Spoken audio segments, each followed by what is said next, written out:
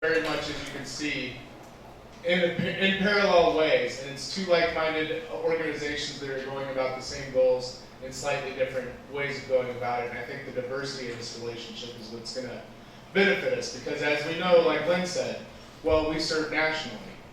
Well, and they're doing these America Serves networks locally.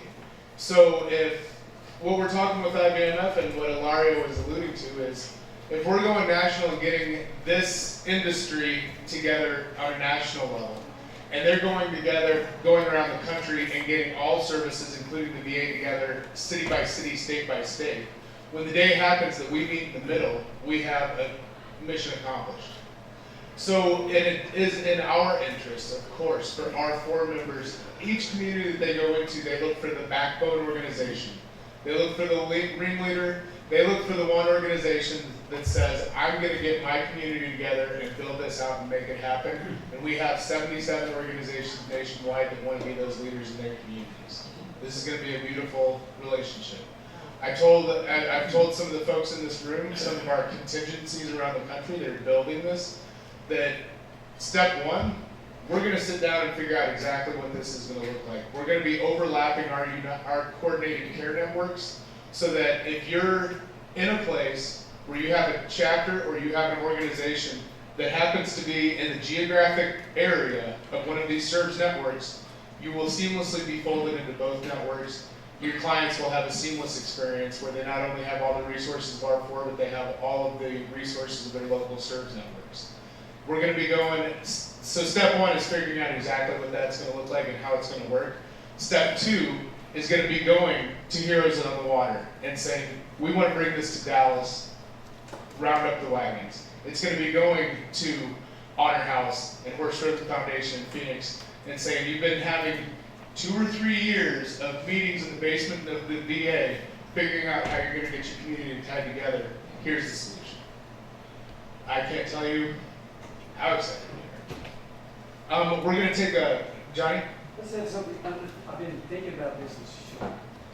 What if, while we got everybody here, and I talked to you about, like, our program is 6 or 7 days into, what if we collaborated in a place like where Mario was, whether it was Seattle or Phoenix, for speaking west, and we did our reboot camp with the water sports, with the cycling event.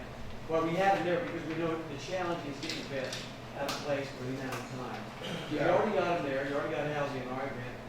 Our program would welcome somebody like that who was Kate and I, like a higher ground match group, David and leaders. You know what I'm saying? Or we got it to somebody like whether it's Seattle or whether it's Charlotte or whoever, to put a collaboration of some of us that integrate together. Phoenix, for instance. There's a model out there that the military branches do for adaptive sports, the Warriors game, in our case is a model very similar to that. I love this idea. I think it'd be very effective to bring all the programs together, offering just to each and each one of our like sort of like when these programs come together, you have adaptive fitness, adaptive swimming, adaptive kayaking, etc. They're all kind of competitive. And this is up to you. This is the foundational concept of R4. It's the collective impact. It's the ability to work together and not against each other. It's the knowledge that you may be the solution for one person, but you're not the solution for everybody. So we need to come together. And I think that literally means coming together physically in a location, doing activities together. I can't.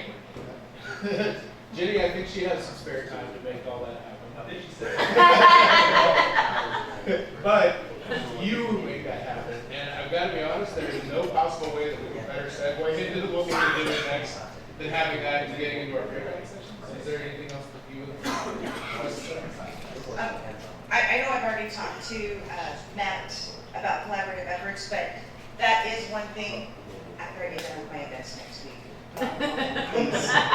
But that is one thing that we're hoping to be able to collaborate with our different members that are doing different programs, is joint collaborative fundraising efforts. Matt and I have been talking about hosting one of the races, kind of midway as kind of a boost for the R4, working with him and maybe doing it on the opposite side of the country is what we're doing, because we're going to try, of course, we've done East Coast here for a few years, and then we're going to be up at New York this year, and then we're going to take it back over to the San Diego area for 2018. In between there, so then we would do a race on this side of the coast. Doing efforts like that, that's what we want to start. And we're friendly at a place where we have that ability to work with all of the different organizations that want to reach out, and we can put on joint fundraising efforts. That's awesome. So, That is awesome. So we're gonna break for a minute. Yeah, we're gonna take 5, let y'all get some drinks, go to the bathroom, things like that. And then when we come back in, we're gonna start doing some little breakout sessions. Could I get a real quick show of hands though?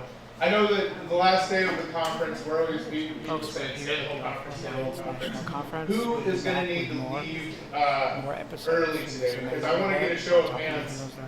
Who's gonna have to get out of here? Now, just shout out some times. When do people need, are people gonna be leaving